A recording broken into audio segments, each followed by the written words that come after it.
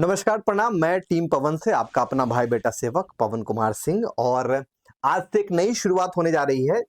रविवार 12 जनवरी को 2025 में हमने पहले से सोचा था कि एक नई श्रृंखला आज से हमने शुरू की है, चेस चैंपियनशिप। कहीं ना कहीं ब्रेन बूस्टिंग एक्सरसाइज करने के लिए हम लोग लगातार कई तरीके के खेल खेलते हैं। चेस जो है वो कहीं ना कहीं धीरे धीरे लुप्त होते जा रही है, और चेस खेलने का एक खास मकसद है। जितने भी हमारे गणमान्य लोग हैं शहर के, जितने भी हैं, और ये खासकर ये प्रोग्राम लोकल होने जा रहा है, जितने भी हमारे लोकल हैं उनके साथ ये हम खेलेंगे, बच्चों के साथ खेलेंगे, फिल्मी सितारों के साथ खेलेंगे, अधिकारी के साथ खेलेंगे। जितने भी गणमान्य लोग हैं, चाहे वो किसी भी क्षेत्र से हो, उनके साथ खेलेंगे। और आज इस सीरीज की जो शुरुआत हो रही है वो बहुत ही खास मेहमान से हो रही है। हम सबके गार्जियन, हम सबके वरिष्ठ, और पत्रकारिता में यूं कह ले कि हाजीपुर में सबसे पहले नींव जिन्होंने दी और शुरुआत किया, और आज जितना यू सेटअप देख रहे हैं आप, पहली बार जो आप ग्राफिक्स देख रहे हैं वो भी उनके द्वारा किया गया है।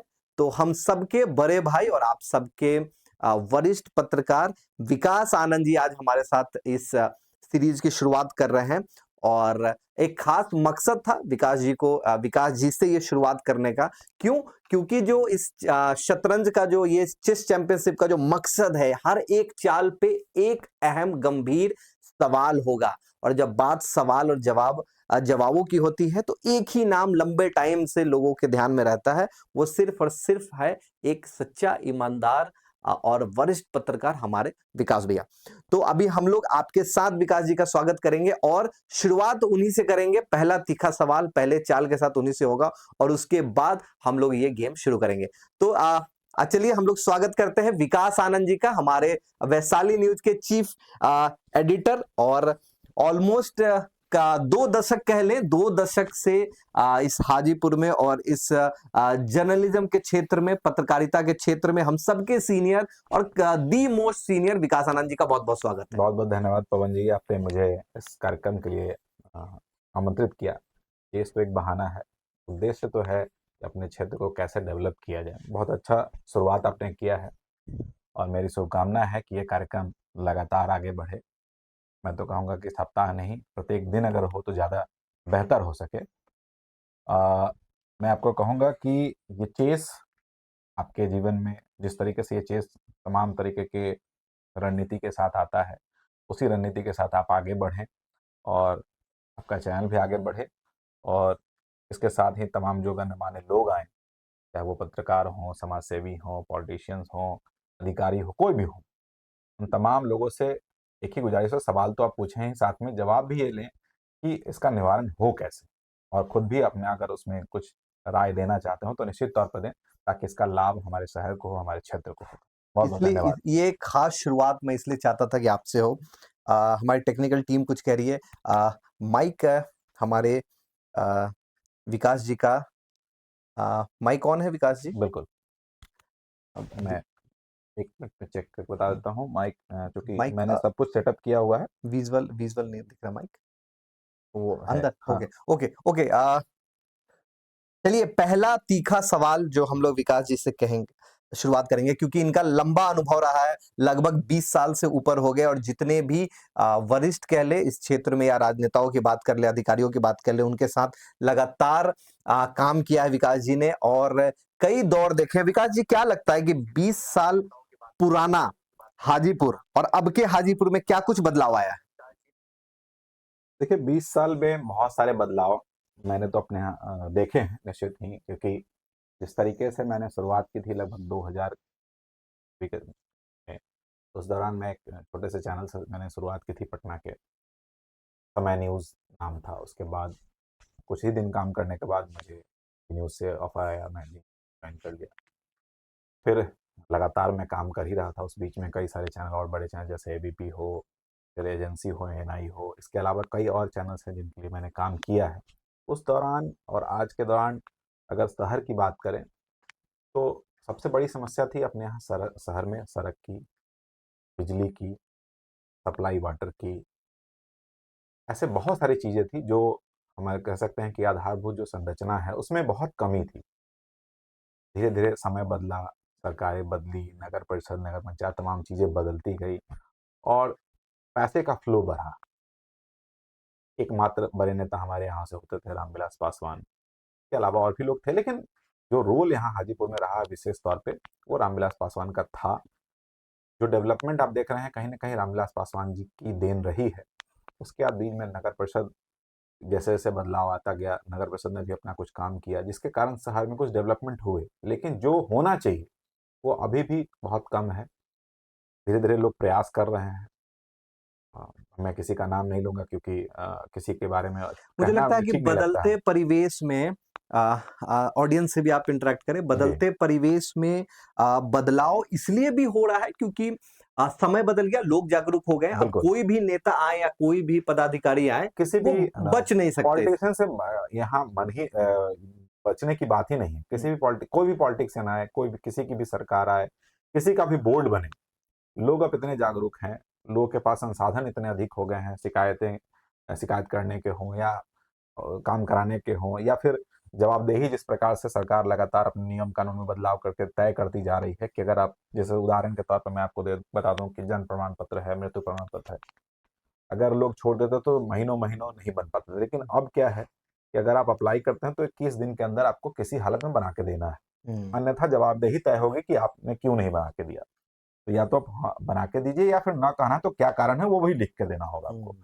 तो ये सब चीज़ें बदली हैं जिसके कारण डेवलपमेंट तो बहुत सारा हुआ है। अभी शहर के सड़क की हालत जिस तरीके से थी, लगातार लोग परेशान थे, तमाम सड़कें खुदी हुई हैं। आज भी बहुत सारी सड़कें अभी भी खुदी हुई हैं। लेकिन धीरे-धीरे दिख रहा है कि अब सड़क बननी शुरू हो चुकी है। मैं नहीं कह रहा कि पूरी तरीके से सड़क बन गया, लेकिन जो बदलाव आना चाहिए, वो धीरे-धीरे। तो पिछले 1 साल से जो लोग कह सकते हैं कि भला-बुरा कह रहे थे, चाहे वो नगर परिषद को हो, विधायक को हो, सांसद को हो या तमाम सरकार को हो, पिछले तो कुछ दिनों में इसमें बदलाव धीरे-धीरे शुरू हुआ है। अब कल ही की बात मैं बता दूँ, कल 13 तारीख है, 13 जनवरी को एक नए पार्क। पार्क का नमो बुद्धा अ, सम्यक पार्क नाम रखा गया है, नमो बुद्धा सम्यक पार्क। हुँ, शायद आपको ध्यान में हो या ना हो, हाँ, नमो बुद्धक हुँ, सम्यक पार्क इसका नाम है।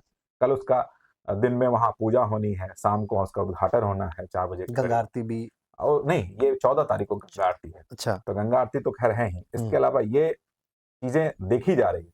तो ऐसे डेवलपमेंट के बहुत सारे काम, पूर्व में भी कई सारे पार्क बने हैं, चाहे वो हुँ। गांधी आश्रम का पार्क हो, चाहे वो ये एसपी आवास के ठीक सामने जो हाजी और इलियास पार्क हमारे घर है के पास ही है और फिर एक रेलवे हाँ, का पार्क बना, रेलवे की जमीन पे बना। अब फिर रेलवे ने बहुत सारी जमीनें हुँ, नगर परिषद को अलॉट की है, तो उसमें भी चाहे बहुत वो सारे, पार्किंग के लिए चाहे हो। अभी हाँ, मछली मंडी की बात हो, तो हुँ, ऐसे बहुत सारे काम हो रहे हैं। लेकिन जब तक शहर का सहयोग नहीं मिलेगा, हुँ।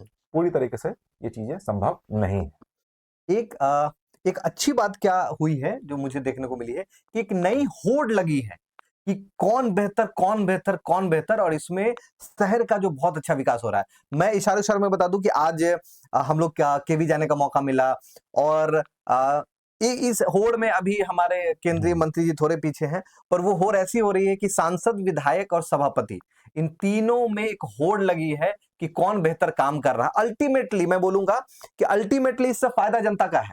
काम हो रहा है ग्राउंड पे और ऐसे हेल्दी कंपटीशन होने चाहिए कि अगर हमने 2 पार्क दिया तो सांसद ने क्या दिया, विधायक ने क्या दिया, तो कहीं न कहीं जो क्रेडिट का हो रहा है ये जनता के लिए बहुत अच्छा है। दिल्ली इलेक्शन पूरी तरह इसी पे केंद्रित है। जैसे कि आपने देखा होगा कि 2 बार और 3 बार जो सरकार बनी आम आदमी पार्टी की, वो इसलिए बनी कि उन्होंने जो कमिटमेंट किया वो कि आज बीजेपी की भी मजबूरी है कि वही बिजली का मुद्दा, पानी का मुद्दा, यूनिट फ्री की बात कर रहे हैं। तो कहीं न कहीं हमें भी एक दिल्ली वाला रोल मॉडल बिहार में लाना चाहिए कि जनता को जो ज्यादा चीजें उपलब्ध कराएगी, जनता उधर मत देगी। आपको लगता है कि ऐसा है कि बिहार में भी वो कॉन्सेप्ट आएगा? जैसे कि आप देख रहे हैं कि पार्क बन रहे हैं, नई-नई चीजें हो रही हैं। हम पहले बेसिक के लिए लड़ते थे, नाला, नाली, रोटी, कपड़ा। अभी क्या है कि नए पार्क बन रहे हैं, बहुत मॉल्स का कॉन्सेप्ट आया। अभी केवी के लिए जब इतने टाइम से जमीन अलॉटमेंट या जीर्णोद्धार की बात हो रही थी, तो फटाक से नगर परिषद ने उसको 40 लाख, 41 लाख का सपोर्ट दे दिया। लगे हाथ विधायक ने 11 लाख का सपोर्ट दे दिया और फिर डीएम साहब कहाँ पीछे रहने वाले थे। फर्नीचर का भी संगीता जी ने कमिटमेंट कर दिया है। ऊपर से अभी उद्घाटन के लिए जब चिराग जी आएंगे वो अलग कुछ देंगे। तो इसमें क्या लगता है कि जनता का फायदा है? बिल्कुल, देखिए हेल्दी कंपटीशन नहीं है, लेकिन अ, जिस तरीके की बात बैकडोर से आ रही है, निश्चित तौर पर जनता का तो फायदा है ही। अगर थोड़ा आप करते हैं, थोड़ा हम करते हैं, तो जनता के पास तो 2 फायदे हो गए।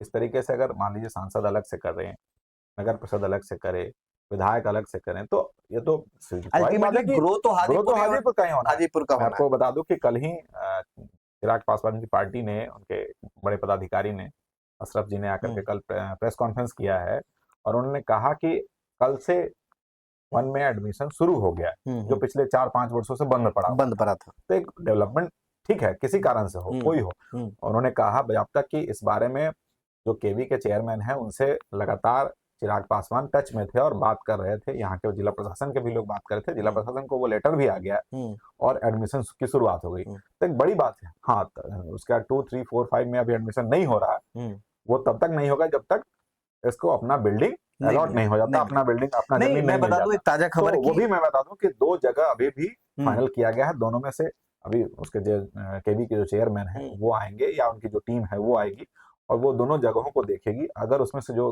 बेहतर होगा उसको फाइनल करके उसके बाद बिल्डिंग का काम शुरू हो जहां जाएगा। तक मेरी जानकारी है, शायद ये जो 1 to 4 का एडमिशन का प्रक्रिया था, शायद डीएम साहब ने एक ही दिन में कोऑर्डिनेट करके, शायद मैं बहुत श्योर नहीं हूं कि 1 to 4 तक का एडमिशन होगा। डीएम देखिए, होता क्या है कि डीएम साहब इसकी बारे में बात कर सकते हैं, लेकिन फैसला अल्टीमेटली लेना केवी को ही होता है। तो अभी तक केवी की तरफ से कोई ऑथेंटिक लेटर नहीं आया है, ना तो स्कूल को, ना जिला नहीं, प्रशासन। ये 4 फेज में शायद एडमिशन होगा। पहले 25 फरवरी से जो फेज है वो फर्स्ट क्लास का चलेगा, पूरी तरह तो ऑफलाइन है। अभी फिलहाल 1 में ही एडमिशन होना है, उसके बाद की प्रक्रिया कुछ दिन बाद शुरू होगी।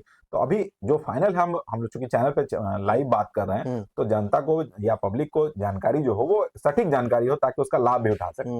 अगर जो लोग अप्लाई करना चाहते हैं, जो लोग एडमिशन लेना चाहते हैं, तो वो अभी फिलहाल 1 के लिए ही तैयारी करें, क्योंकि जब तक हो नहीं जाता तब तक कुछ कहा भी नहीं जा सकता। चलिए, पहली चाल के साथ एक पहला अहम सवाल लेते हैं और ऑडियंस, आप लोग भी जितने भी हमारे वैशाली न्यूज के दर्शक हैं या टीम पवन या भारतीय टीवी के दर्शक हैं या जितने भी कॉमन लोग हैं, यहाँ नागरिक हैं, उनसे एक तो मैं धन्यवाद देना चाहूंगा कि यहाँ के स्थानीयों ने इतना प्रेशर बनाया और पत्रकारों ने, आप जैसे लोगों ने इतना प्रेशर बनाया कि हर दिशा की बैठक में ये सवाल उठ ही जाता था कि केवी का क्या होगा, केवी का क्या होगा, जिसके कारण आज सांसद हो, विधायक हो, सभापति महोदय, जितने भी लोग हैं, उनको आज केवी के लिए करना पड़ा। पहला सवाल कि हाजीपुर को क्या लगता है कि सबसे बड़ी प्रॉब्लम क्या है? हम पहले विकास जी से जानेंगे और आप लोग भी सोच के मुझे कमेंट में बताइए कि सबसे बड़ा और अहम गंभीर विषय क्या है जो हाजीपुर को चाहिए ही चाहिए। पार्किंग की एक समस्या थी, बहुत अच्छी है कि टाउन में एक पार्किंग का ग्राउंड मिला है, वो एक अच्छा पहल हुआ। पार्क वाले बहुत अच्छे चीजें हो रही हैं। खेल के, अच्छा खेल के लिए मैं बताऊं विकास जी, अक्षय वट्रा स्टेडियम में क्या हो रहा है वो? देखिए, अक्षय वट्रा स्टेडियम को भी नगर परिषद को दे दिया गया है। नगर परिषद के ही अंडर में वो उसका डेवलपमेंट का काम चल रहा है। फिलहाल उसमें मिट्टी भराई का काम होगा, उसका लेबलिंग होगा, चूंकि फिलहाल वो जो पार्किंग बना हुआ था, वो पार्किंग के कारण ग्राउंड पूरी तरीके से बर्बाद हो गया था। जब मैं क्रिकेट वगैरह खेला करता तो काफी साल पहले उसमें मिट्टी भराई का काम हुआ था विधायक मद से, लेकिन उसके बाद लगातार उसमें गाड़ियां लगने लगी। स्पोर्ट्स एसोसिएशन ने इसको लेकर के कई बार आवाज भी उठाया था। इवन कि हाई कोर्ट ने भी इस पर टिप्पणी की है और उसके बाद उन्होंने साफ तौर पे कहा है कि उसमें पार्किंग नहीं हो सकती। यहाँ की वो नहीं, उसके अलावा एक और स्टेडियम है, बसावन सिंह इंडोर स्टेडियम, वहां भी कॉपियां रख दी जाती थी एग्जाम के दौरान। तो वो चीजें बंद हुई है और मैं धन्यवाद दूंगा वैशाली जिला प्रशासन को, खासकर वैशाली डीएम को, कि उनके रीजन में इन तमाम चीजों को देखा गया और किया गया है। तो निश्चित ही उसका डेवलपमेंट होगा, उसमें लाइटिंग लगेंगी, तो बच्चों के खेलने के लिए जो व्यवस्था होनी चाहिए वो तमाम व्यवस्थाएं होंगी। तो ये चीजें होनी चाहिए और अभी फिलहाल जो है उसमें 1 करोड़ रुपए के करीब नगर परिषद ने सैंक्शन भी किया है और 1 करोड़ रुपए के लागत से उसका डेवलपमेंट होना बाकी है, ताकि बच्चों को खेलने के लिए कहीं दूर ना जाना पड़े। हालांकि इसके अलावा मैंने बता दूं कि वैशाली जिले में 3 क्रिकेट के ग्राउंड बने हैं। एक बनने को तैयार है, एक पहले से बन के तैयार हो चुका और एक महीना पहले ही बिंदुपुर में बन के तैयार हुआ है। तो क्रिकेट का जो मापदंड है, जो लगभग 70 यार्ड का जो ग्राउंड होता है, वो लगभग उस तरीके का ग्राउंड और काफी बेहतर तरीके से टर्फ विकेट पर 3 ग्राउंड और बने हैं। एक वैशाली में, शायद मैं गया नहीं हूँ लेकिन जानकारी मिली है कि वैशाली के रत्ती भगवानपुर में, और एक सराय से आगे पटेरा के पास, वहां भी एक ग्राउंड बन रहा है। भगवानपुर वाला बनकर तैयार है और बिंदुपुर वाला भी बनकर के तैयार हो चुका। तो एक होता है ना कि प्रोफेशनल ग्राउंड मिलना चाहिए बच्चों को खेलने के लिए, तो वो ग्राउंड मिल रहा है। तो और कचहरी फील्ड भी लगभग उसी तरीके का, हाँ ठीक है, ये थोड़ा छोटा ग्राउंड है लेकिन खेलने लायक होगा ताकि बच्चों हेडक्वार्टर को से करीब है लोग करीब है, आज। तो लोग आसानी से वहां पहुंच सकेंगे और खेल पाएंगे। तो बच्चों के खेलने के लिए जो कचड़ी मैदान था, जिसे आज अक्षय बटराय स्टेडियम कहते हैं, वो पूरी तरीके से बर्बाद हो गया था पार्किंग की वजह से। तो अब उसमें कुछ बेहतर होने वाला है। चलिए अब पहली चाल चलते हैं और आ, ये रही हमारी पहली चाल। चलिए, ये मेरी दूसरी चाल। विकास जी, क्या लगता है कि नमामि गंगे का जो घाट है वो कब तक हमारे इधर बन के तैयार होगा, और क्या कारण है कि जितने भी हाजीपुर के लोग हैं उनको हर फेस्टिवल के लिए मनाने के लिए सोनपुर जाना पड़ता है? देखिए, नमामि गंगे का जो घाट है वो कहीं ना कहीं मेरे ख्याल से स्थानीय जो जिला प्रशासन है या फिर स्थानीय जो कह सकते हैं पॉलिटिशियंस के लोग हैं, पॉलिटिक्स के लोग हैं, उन लोगों में थोड़ी कह सकते हैं कि उदासीनता के कारण थोड़ा रुका हुआ है। थोड़ा फंड के कारण भी रुका है, थोड़ा जो मेरी जानकारी है। उदासीनता तो दिखती है। हालांकि हाजीपुर विधायक इसके लिए लगातार लगे रहते हैं। उन्होंने कई बार मुझे ये कहा भी है कि खासकर कौनहाड़ा घाट को लेकर के काफ़ी डेवलपमेंट की बात हो रही है। अभी उसी डेवलपमेंट के कारण एक तरीके से उसी की कड़ी में कहें कि जो गंगा आरती शुरू हुआ है, परसों 14 तारीख को उसका आरती होना भी है एक बार फिर। तो प्रत्येक पूर्णिमा को जो होता है, तो उसी कड़ी में उसको डेवलप किया जा रहा है ताकि मैक्सिमम लोग वहाँ से जुड़ाव रखें। और जुड़ाव रखेंगे तो स्वाभाविक बात है कि उसका डेवलपमेंट मजबूरन सभी को करना ही हो, चाहे वो स्वच्छता के मामले में हो, सजावट के मामले में हो, उसके डेवलपमेंट के बारे में। आपको बता दूं कि कुछ साल पहले ने भाजपा के कुछ नेताओं ने कहा था कोनहाड़ा घाट पर गज गिरा के एक बड़ी 60 से 70 फीट ऊंची प्रतिमा बननी है, वो भी अधर में है। तो ध्यान आकृष्ट कराऊंगा आपके ही कार्यक्रम के माध्यम से कि अगर वो सुन रहे हैं तो इस बात पर ध्यान दें कि कहीं ना कहीं वो अगर बनता है तो एक टूरिस्ट प्लेस के रूप में वो डेवलप हो सकता है। तो उसका भी, उससे भी हाजीपुर को फायदा ही होने वाला है। क्योंकि खुद चिराग जी का जो स्टेटमेंट है वो हमेशा कोट करते हैं, खासकर सीएम साहब को लेके या बाकी अन्य लोगों को लेके, कि नाला नाली बनाया तो क्या बनाया, कि चिराग पासवान नाला नाली की बात नहीं करेंगे और ये छोटी चीजों के लिए वो सांसद नहीं बने। तो देखना ये दिलचस्प होगा, चाल आपने तो चल दी है, देखना ये दिलचस्प होगा कि चिराग पासवान क्या नया देते हैं। फूड मिनिस्टर होने के कारण कितने फूड पार्क हमारे यहाँ खुलेंगे, क्या कुछ नया मिलेगा, एमएसपी पे क्या चीजें होंगी, किसानों को क्या कुछ मिलने जा रहा है, कितनी इंडस्ट्री वो ला पाएंगे, ये काफी दिलचस्प हो। तो आपको लगता है कि कुछ उम्मीदें चिराग पासवान से बड़ी लगानी चाहिए, क्योंकि अब वो केंद्र में मंत्री भी हैं, ना केवल वो सांसद है? बिल्कुल, चिराग पासवान एक बड़े नेता हैं, युवा हैं। तमाम बिहार के लोग उनकी ओर नजर टिकाए बैठे हैं। मैं चिराग पासवान ही नहीं, इसके अलावा जो तमाम युवा नेता हैं, खासकर तेजस्वी यादव, चिराग पासवान से लोगों को काफी उम्मीदें हैं। चिराग पासवान चूंकि हमारे यहाँ से हैं, इसलिए हम लोग को विशेष उम्मीद है। और सबसे बड़ी बात यह है कि रामविलास पासवान जी के पुत्र हैं। तो जिस प्रकार से लाइबिलिटी है वो, रामविलास जी का ब्रांड की लाइबिलिटी है। वो एक नहीं, लाइबिलिटी के साथ साथ वो कहते भी हैं रिस्पॉन्सिबिलिटी भी है कि जो वो काम पूरा नहीं कर पाए थे, या कहें कि अधूरा उनका सपना था जो पूरा नहीं कर पाए थे, उन तमाम सपनों को पूरा करने की बात कर रहे हैं। सीवरेज का एक बड़ा मुद्दा था, केवी का बड़ा मुद्दा था। आज हाजीपुर रेलवे जोनल हेडक्वार्टर है, निश्चित तौर पर उनकी देन, माइपर है उनकी देन। तो एक बड़ा चीज उन्होंने दिया जिसके कारण शहर शहर जैसा लगता है। नहीं, पर लोग काफी नाराज है कि इतना कुछ देने के बाद, केंद्र में मंत्री बनने के बाद, अमूमन इससे पहले भी पारस जी केंद्र में मंत्री थे, फिर भी किन्हीं का एक ऑफिशियल यहाँ ऑफिस नहीं है, कार्यालय नहीं है, जिसके कारण लोग पटना दिल्ली नहीं कर पा रहे। देखिए, होता क्या है कि हाजीपुर जो है वो पटना के ठीक बगल में है, मात्र 15 किलोमीटर की दूरी पर यहाँ से पटना है। और हाजीपुर में हालांकि इस मांग के बाद उन्होंने एक मकान जरूर बनाया है सुल्तानपुर के पास, लेकिन वहाँ फिलहाल वो रहते नहीं हैं। लोग वहाँ रहते हैं, कुछ उनके केयर टेकर वगैरह हैं जो रहते हैं, आने पर कभी कदाल जाते भी हैं। लेकिन पटना बगल में होने के कारण इसका नुकसान हम लोग को हो रहा है, इसमें कहीं कोई शक नहीं है। अगर हाजीपुर थोड़ा दूर होता है, 100, 200, 300 किलोमीटर, तो स्वाभाविक बात थी कि वहाँ बनानी ही पड़ती। लेकिन चूंकि होता क्या कि हाजीपुर पटना में मुश्किल से 15-17 किलोमीटर का दूरी, आधे घंटे में लोग पटना पहुंच जाते हैं। तो इस वो लगता ही नहीं है कि पटना है, वो हाजीपुर ही। इस वजह से भी एक कह सकते हैं कि थोड़ा गंभीर नहीं है इस विषय में। लेकिन पटना हाजीपुर में कोई विशेष अंतर नहीं, इस कारण मुझे लगता है कि आज तक उन्होंने यहाँ परमानेंट कार्यालय जो है वो नहीं बनाया।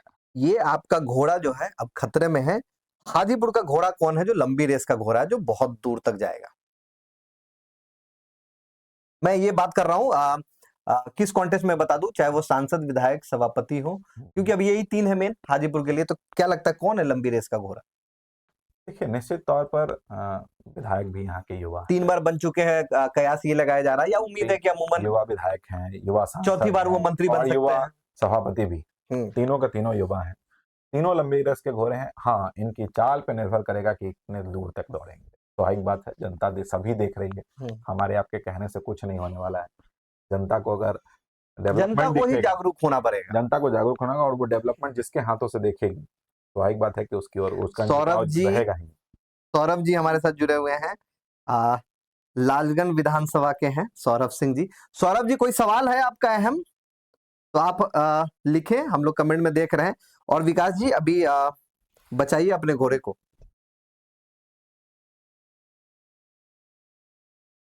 पीके पिंकू जी, अनीश जी हैं हमारे, ये भी सीनियर हैं हमारे। तो अनीश जी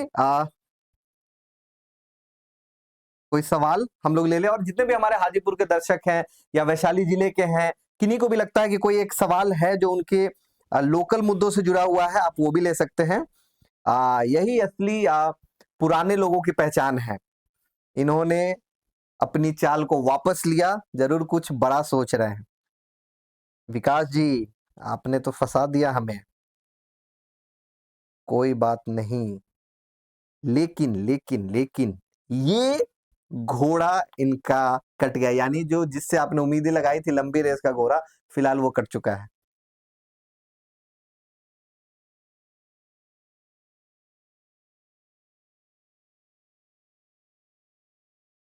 हमारे प्यादे भी बाहर हो चुके हैं। अगर किन्हीं को भी स्क्रीन पे चीजें दिख रही हैं, चेस बोर्ड, तो वो भी बताएं हमारे चाल को।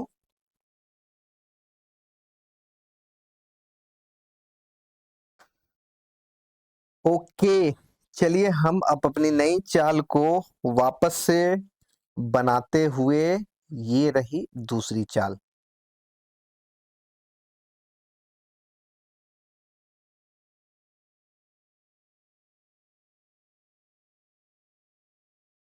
बहुत तेजी से खेल रहे हैं राजपूत हिमांशु जी, हिमांशु शेखर जी, ये भी लालगंज विधानसभा से हैं और हमारे माननीय के परिवार से हैं। अंकित सुमन जी, अमित जी, अमित कुमार जी, अमित भैया भी देख रहे हैं। अमित भैया, ये अगला एपिसोड जो है वो आपके साथ ही होना है, इसलिए आप तैयार रहिए अपने सवालों के साथ। बहुत फास्ट विकास आनंद जी ने चाल चली है, अब ये काट निकालना मुश्किल हो रहा है। मैं आपको बता दूं कि मैं चेस बहुत नहीं खेलता, क्योंकि आज पवन जी ने आग्रह किया था, इसलिए मैं यहाँ आ गया हूँ। कोई भी लगता है कि हाजीपुर, वैशाली, महनार, सराय, कहीं का भी कोई अहम विषय लगता है आपको कि वो छूट रहा है, तो हम लोग इस चेस के माध्यम से लेंगे और प्रयास करेंगे कि जो भी रिस्पॉन्सिबल कंसर्न पर्सन है उनको हम लोग ऑन कॉल भी ले सकते हैं। रात बहुत हो चुकी है, जो पर्सनल लोग होंगे उनको ऑन कॉल भी हम लोग ले सकते हैं।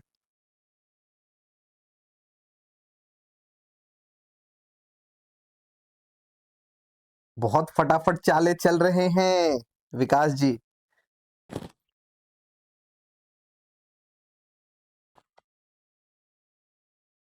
अब हमें अब कुछ बड़ा गेम खेलना पड़ेगा।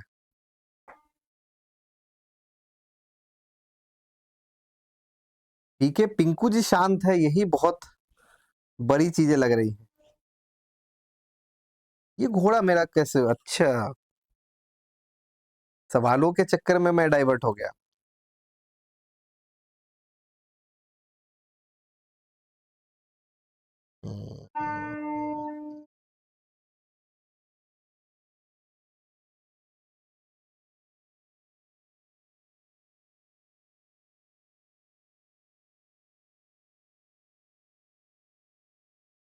बहुत खामोशी हो गई है। बिल्कुल। क्या लगता है 2025 में क्या कुछ बदलाव होने जा रहा है? अभी कहना कुछ बहुत जल्दी होगा, मुश्किल नहीं, जल्दी होगा।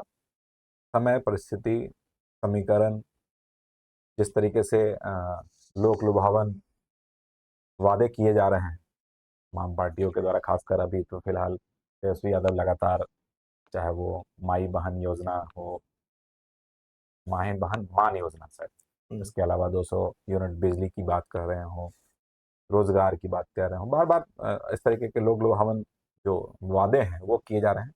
अब देखना है कि विपक्ष उस मामले में क्या कुछ सामने लाता है। तो पर इस तरीके से देखना होगा कि जो सत्ता पक्ष है वो किस तरीके से काम कर रहा है। विपक्ष अपने लोक लुभावन वादे तो कर ही रहा है और बार बार वो 10 लाख नौकरी की बात भी गिनवा रहे हैं।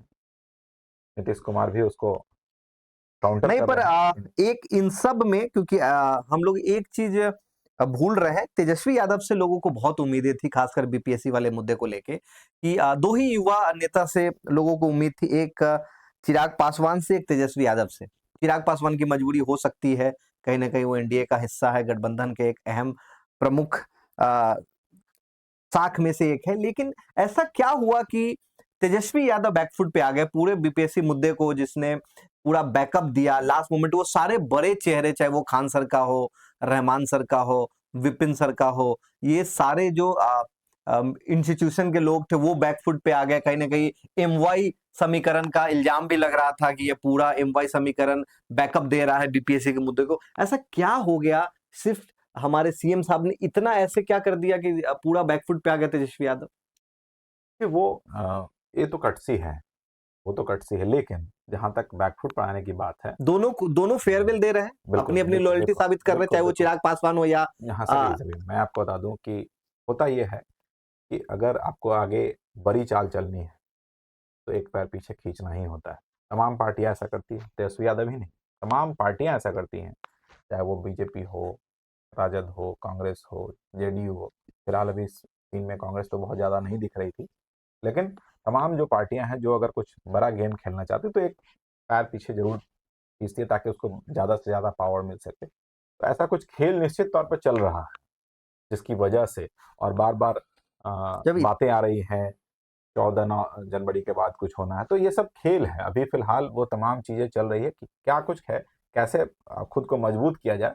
मुझे लगता है कि इस खेल में, हाँ, इसमें एक चीज़ कह सकते हैं कि प्रशांत किशोर ने विशेष ध्यान दिया और कोशिश की है कि जो बच्चे हैं, जो बीपीएससी के अभ्यर्थी हैं, हालांकि हालांकि उनका बच्चे उनका प्रशांत, सिंपैथी मैक्सिमम लिया जा सके। पर विकास जी, अब बच्चे तो प्रशांत किशोर को नेता मान भी नहीं रहे थे। हाँ बिल्कुल। वो तो प्रशांत किशोर जी का भी यही कहना था कि आज पप्पू यादव आ जाए या तेजस्वी आ जाए, क्योंकि तेजस्वी यादव का एक संवैधानिक पद भी है, अपोजिशन के लीडर है। और जो बच्चों की मांग थी, सिर्फ इतनी मांग थी बीपीएससी आयोग से कि हम एक बार हम लोग सीएम साहब से मिलना चाहते हो, अगर सीएम साहब मिलकर ये कह देते हैं कि अनियमितता नहीं हुई है तो हम लोग मान लेंगे। जिसका संवैधानिक हक तेजस्वी यादव के पास था, वो कभी भी गवर्नर को रखते हुए समय ले सकते थे और ये विवाद यहीं खत्म हो जाता।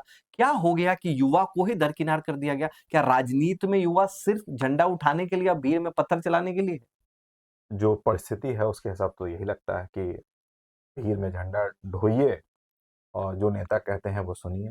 सिंपल सी बात है, जिस तरीके से तेजस्वी यादव का अपना रुख था, खास करके बीपीएससी के मुद्दे को लेकर के, या फिर तमाम पार्टियों का जो, इवन की सत्ता दल का, सत्ताधारी दल का भी, जिस प्रकार से तेजस्वी यादव को अपनी विपक्ष में होने की जिम्मेवारी निभानी चाहिए थी, उसी प्रकार से सत्ता पक्ष में होने के बाद नीतीश कुमार का भी एक जिम्मेवारी है कि वो तमाम लोगों से, अगर बिहार की जनता या बिहार के युवा उनसे ये मांग करें कि उनसे मिलना चाहते हैं, उनसे दो टूक बात करना चाहते हैं, अगर इसके लिए भी अगर मुख्यमंत्री तैयार नहीं है तो फिर आप समझ सकते हैं कि राजनीति किस ओर जा रही है। आज युवाओं को बहुत ही आसानी से स्वाइप कर दिया गया। यानी इससे ये सबक खासकर युवाओं के लिए है कि कहीं ना कहीं राजनीति में अब भी, क्योंकि भारत सबसे ज्यादा युवा का देश है, बिहार उसमें अव्वल नंबर पे है, सबसे ज्यादा हमारे यहाँ युवा है। भले वो बेरोजगार क्यों ना हो, पर युवा तो है, उनको पूरी तरह दरकिनार कर दिया गया। और आज भी हम पप्पू यादव को युवा नेता मानते हैं, राहुल गांधी को युवा नेता मानते हैं। अब तो तेजस्वी जी भी और चिराग जी खुद, मुझे लगता है कि 42 साल के आसपास है चिराग लगभग पासवान। लगभग लगभग तो अगर 42-50 साल को हम लोग युवा मानते हैं, तो क्या लगता है कि बिहार कब एक युवा नेता पैदा कर पाएगा? और यूं कहें तो 2025 के लिए आपके हिसाब से क्या लगता है कि भाजपा के लिए कोई चेहरा है जो देखिए, सीएम? राजनीति में युवा का मतलब ये नहीं होता कि उसकी उम्र कितनी है, पर राजनीतिक एक उम्र दौर कितनी था है। कि जब 22 साल की उम्र में हम सबके आदरणीय लालू प्रसाद जी चले गए थे, राजीव प्रताप रूडी 22 साल की उम्र में एमपी और सांसद बन चुके थे, बिल्कुल शहनवाज हुसैन तो बन चुके थे। बिल्कुल तो वो युवा थे, लेकिन राजनीति में जो उनकी एक टाइम होता है, उस पीरियड को देख करके हम लोग कहते हैं कि वो उनका युवा नेता है, ना कि उनकी उम्र को देख करके। अगर आज कोई नया व्यक्ति आता है, उसकी उम्र लगभग प्रशांत 50। किशोर भी युवा नेता कहला रहे हैं। हाँ, बिल्कुल, क्योंकि उनकी भी उम्र लगभग मुझे लगता है कि 50 के आस-पास तो होगी ही। अच्छा, एक विकास जी, क्योंकि आपका अनुभव बहुत लंबा रहा है, एक जो दाग मिटा सकते थे जो चिराग पासवान पे भी है और तेजस्वी यादव पे भी है खासकर, वो ये दाग है कि कहीं ना कहीं उनके परिवार की एक लेगेसी रही है, सेकेंड जनरेशन है, लोगों का इल्जाम है कि इनको क्या पता स्ट्रगल क्या होता है, सोना का चम्मच, जो लोग आम भाषा में कहते हैं। आज लोक लेकिन जननायक बनने का जब मौका था, आपको नहीं लग रहा कि वो जो प्रशांत किशोर को उठाया गया, अगर उस तरीके से तेजस्वी यादव को उठाया जाता तो आज तेजस्वी यादव जन नेता होते और 2025 के लिए सबसे बड़ा देखिए पूरे इस भारत में देखिए चर्चा होती देखिए इसकी। इसमें इसमें एक और चीज़ है कि कहीं न कहीं बिहार की जो राजनीति है खासकर, वो जातीय समीकरण आधारित है और तमाम नेता अपने फ़ायदे, अपने नुकसान इन मुद्दों को पर रखते हुए छात्र देखते में हैं। तो वो जो 3.5 लाख छात्रों की बात हो रही है, हुँ, उसमें तो सभी जाति थी। यही तो मैं कह रहा हूँ कि उस सभी जाति में उसके बावजूद भी ये देखा जाता है कि कौन कहाँ से है, किस क्षेत्र से है, किस समुदाय से है, तमाम चीज़ें देखी जाती है और उसके बाद तय होता है, जैसा हम लोग देखते आए हैं कि क्या बोलने से हमको क्या फ़ायदा होगा, क्या नुकसान होगा या दूसरे को क्या नुकसान होगा, ये तमाम चीज़ें देखी जाती हैं। तो मुझे लगता है कि निश्चित ही तेजस्वी यादव ने कैलकुलेट किया होगा कि इसमें क्या कुछ करना है। इसी बात को लेकर के पप्पू यादव ने कल ही बयान दिया है कि जो लोग भी बीपीएससी के मुद्दे पर भाजपा की भाषा बोल रहे हैं, वो तमाम लोग भाजपा की बी टीम है, चाहे वो तेजस्वी यादव ही हों या कोई अन्य पार्टी के लोग हों। अब ये बयान, बड़ा बयान उन्होंने कल ही हाजीपुर आज में दिया है। पप्पू यादव को तो बहुत उनको दुख हो गया कि वो उनको सब हाईजैक करने की होड़ में है। लेकिन एक्चुअल इस पूरे फ्रेम का तो हीरो मुझे लगता है कि प्रशांत किशोर बन गए बच्चों बिल्कुल, के नजर में। बिल्कुल। और एक अहम, क्योंकि हमने कभी उम्मीद नहीं किया था कि प्रशांत किशोर इस तरह यूं लाठी खाएंगे इतना कुछ होने के बाद। और आज कहीं ना कहीं एक पूरा दाग मिटाने का मौका था युवा नेता के पास, तेजस्वी जी के पास। मुझे लगता है कि कहीं ना कहीं वो ये मौका चूक गए। और 2025 के लिए हम लोग फटाफट, क्योंकि ये सवालों का सिलसिला बहुत लंबा होने जा रहा है, और फटाफट हम लोग कुछ सवाल लेंगे जो हमारे जनता का है। संडे भी है, लगता है कि कल मंडे के लिए बहुत सारे लोग सुबह की तैयारी कर रहे हैं। तो फटाफट 2-3 अहम सवाल ले लेंगे, उसके बाद हम लोग कोशिश करेंगे कि हम लोग इसको फटाफट रैप अप करें। तो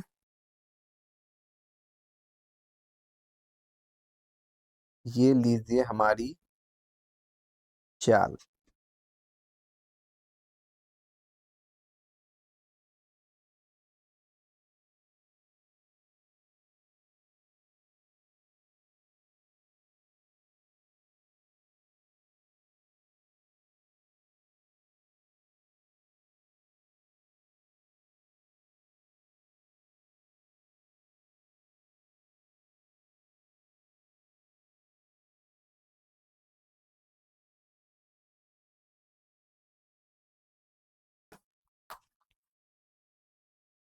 हम्म, चलिए, अब मुझे मजबूरन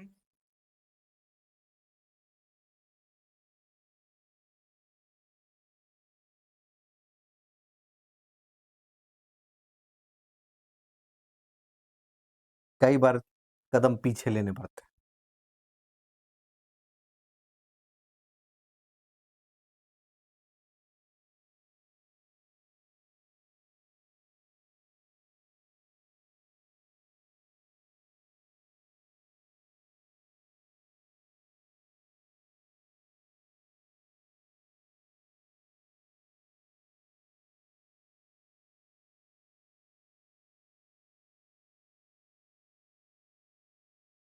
अब ये गेम फंसता हुआ नजर आ रहा है।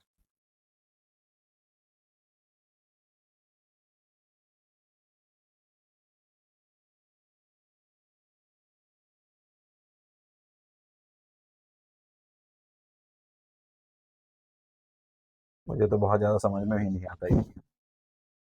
अब अगर समझ में नहीं आ रहा, तब इस रफ्तार से आप खेल रहे हैं, तो सोचिए समझ में आता तो क्या कितने मिनट में खत्म कर देते ये गेम। पता नहीं, हमको आइडिया नहीं है, जो जैसे मन करा वैसे चलता जा रहा हूँ। काफी कॉम्प्लिकेटेड हो गया ये गेम। चलिए, चेक। हमने सीधा ही गेम पलट दिया। बिल्कुल। अब ये बात राजा चेक पे है और मुझे लगता है कि वो कहीं नहीं, हाँ अभी भी ऑप्शन है। अरे ये तो चमत्कार ही हो गया, गेम खत्म होने के कगार पे है।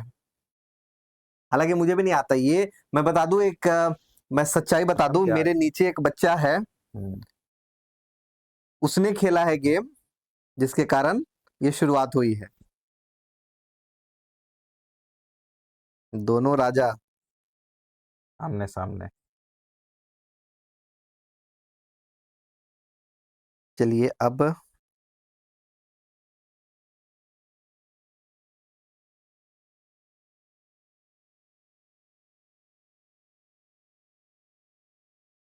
एक मौका मिलना मौका चाहिए। मौका नहीं है, पहले तो चेक बची है कि आपका राजा ही खतरे में है, आपको उसी को चलना होगा, या उसके को बचाने के लिए जो चाल चलनी होगी वो चलना होगा।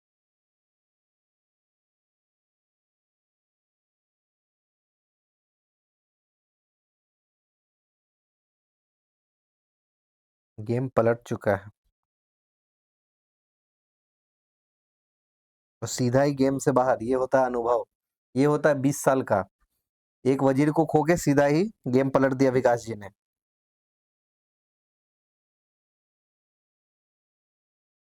ये लीजिए। इसको लेने से क्या फायदा है? हाँ वो मुझे पता है, गेम ओवर हो चुका है, पता। क्योंकि यहाँ कहीं भी जगह नहीं है, गेम खत्म। ये ही अनुभव है, इसी को कहते हैं अनुभव। बहुत बहुत धन्यवाद इसके लिए कि मुझे लगता है कि आज लगभग 30-35 साल के बाद साल मैं के बाद। थोड़ा सा खेल रहा हूँ। हालांकि इसमें बहुत मजा नहीं आता है मुझे, हम्म। वो जैसा समझ में आया वैसे और नहीं, और तो हम चलता लोग जाएगा। कहीं ना कहीं बहुत कंसंट्रेशन का गेम है, और बहुत। हमारा ये मकसद ही है कि भले ही हमारी गेम में कंसंट्रेशन कम हो, पर हमारे सारे विषयों पे हमारी पकड़ अच्छी होनी चाहिए। तो ये एक शुरुआत थी जो विकास जी के साथ हमने शुरू किया, हमारे बड़े भाई गार्जियन के साथ। और अब सिलसिला, और मैं निवेदन करूंगा और आप लोग भी रिक्वेस्ट करें कि ये टाइम टू टाइम सहयोग देते रहें, और वाइस वर्सा कभी मौका मिले तो हम आप दोबारा आए, और कभी मैं फंसू ऐसे किसी बड़े गेस्ट के साथ, तो मैं चाहता हूं कि मेरे साथ मेरे टीम बन के आप जरूर खेलने आए।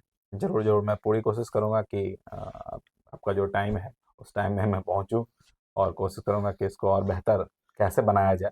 बिल्कुल। और हम लोग प्रयास और करेंगे मैं कि आपको बता दूं कि चूंकि आप जानते ही हैं और तमाम दर्शक भी जान ही रहे हैं कि पिछले 1 दशक से अधिक से वैशाली न्यूज़ में यहाँ पे चैनल चल रहा है। ऐसे कई कार्यक्रम मैंने भी शुरू किए हैं, लेकिन पिछले कुछ दिनों से थोड़ा जो निजी परेशानी है उसको लेकर के मैंने थोड़ा सा शिथिलता बढ़ती हुई है। कोशिश करेंगे कि इस तरीके का कार्यक्रम मैं अपने चैनल से भी शुरू करूं, ताकि ज़्यादा से ज़्यादा हाँ, इसका प्रभाव पड़े, इसका ज़्यादा से ज़्यादा लोग जागरूक हों। जागरूकता के ख्याल से, शहर के डेवलपमेंट के ख्याल से ऐसे तमाम कार्यक्रम हम कोशिश करेंगे कि हम अपने चैनल के माध्यम से भी दर्शकों तक प्रसारित करें, ताकि उसका लाभ हमारे शहर को हो, हमारे लोगों को हो, और मुझे भी हो। तो बहुत आज के लिए बहुत बहुत धन्यवाद सर। नहीं, एक अंतिम उपाय, आप कैमरे को देख बिल्कुल के बिल्कुल। आप ये प्रॉमिस करें कि अभी हम लोग क्या करेंगे, हमारा प्रयास रहेगा कि चाहे वो कोई भी हो सकता है कि इस टेबल पे टेबल टर्न हो, और चिराग पासवान जी भी हो, बिल्कुल बिल्कुल। हमारे हाजीपुर होना के ही स्थानीय चाहिए। विधायक भी हो, और एक तो हमने प्लानिंग की भी है हमारे लालगंज के माननीय के साथ। तो वैसे कहीं जहाँ, क्योंकि जहाँ मुझे आपके अनुभव की जरूरत पड़े, बिल्कुल, मैं 20 साल आपके साथ पहले की बात जो आपको आप पता है वो हमें नहीं मैं पता। आपको बताता हूँ कि आप रात को 2 बजे भी अगर किसी मुसीबत में होंगे, खासकर मीडिया के क्षेत्र में, तो मैं 2 बजे रात को भी आपके साथ खड़ा रहूंगा। इसके लिए कहीं कोई सुनने समझने सोचने की जरूरत ही नहीं है। और मैं आपको ही नहीं, मुझे जो लोग खासकर मीडिया के क्षेत्र में लोग जानते हैं, वो ये बात आंख मूंद कर कह सकते हैं कि अगर कोई जरूरत होगा तो विकास जी उनके साथ रहते हैं, इसमें कहीं कोई शक नहीं। तो आप निश्चिंत हो जाइए, आपके कार्यक्रम के भी साथ हैं और आपके भी साथ हैं। और माननीय कोई भी हो से मेरा लेना देना नहीं है, लेकिन अगर आपको मेरी ज़रूरत पड़ेगी तो आप मुझे एक कॉल करेंगे, मैं थोड़ी देर में जैसा टाइमिंग का रहेगा उसके हिसाब से मैं तुरंत चला आऊँगा। तो सबसे पहले तो विकास जी का धन्यवाद, और जितने बहुत भी बहुत हमारे धन्यवाद। दर्शक हैं, क्योंकि आज ये शुरुआत हम लोग प्लान कर रहे थे कि इसको अगले संडे से करें, लेकिन कहीं ना कहीं इसकी शुरुआत विकास जी ने समय दे दिया, और हम चाह रहे थे कि एक शुरुआत जो हो वो विकास जी के साथ हो, और इन्होंने अपना कीमती समय दिया, जिसके कारण ये संभव हो पाया, और ये एक अभ्यास के तौर पे था उनका और हमारा। और इसी के साथ अब हम लोग अगले संडे को मिलेंगे एक नए मेहमान के साथ, और एक नए नए कुछ सवाल होंगे, कुछ आपके भी सवाल होंगे। आप भी अपने सवालों के साथ तैयार रहिएगा। टीम पवन तो रहेगी ही रहेगी, और ये पूरा एपिसोड करने का एक खास मकसद है कि हम लोग ज्यादा से ज्यादा लोगों के बीच जा सके और लोगों की बात हम तक ज्यादा से ज्यादा पहुंच सके, ताकि हम लोग उसके सही निर्णय, सही उपायों के साथ उसको ले पाए। सवाल तो बहुत होते हैं, लेकिन क्या सही जवाब होना चाहिए, क्या उसमें एक नया बदलाव होना चाहिए, उसी का ये प्रयास है। तो चलिए हम लोग इसको समापन करते हैं, और शुभ रात्रि, नमस्कार, प्रणाम। मैं टीम पवन से पवन कुमार सिंह, गुड नाइट।